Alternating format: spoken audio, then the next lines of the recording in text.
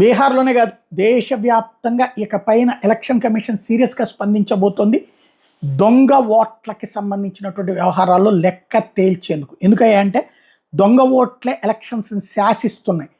అది ఎస్పెషల్లీ ఒకళ్ళకి 3-4 ఓట్లు ఉండవు ఒక ఎత్తు అయితే, మన దేశ పౌరులు కాని వాళ్ళు, బంగ్లాదేశ్ వాళ్ళు, నేపాల్ వాళ్ళు, భూటాన్ వాళ్ళు, ఇట్లాంటి వాళ్ళవన్నీ కూడా, మయన్మార్ వాళ్ళు, బర్మా వాళ్ళు, వీళ్ళందరికీ కూడా ఉంటున్నాయి.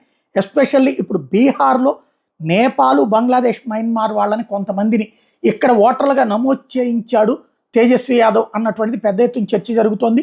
దాదాపుగా కొంతమంది బ్రోకర్లను పెట్టుకుని ఒక్కొక్కళ్ళ చేతన కనీసం ఒక 10,000 మంది చొప్పున అట్లాగా దగ్గరగా ఒక 1000 మందితో చేయించారు.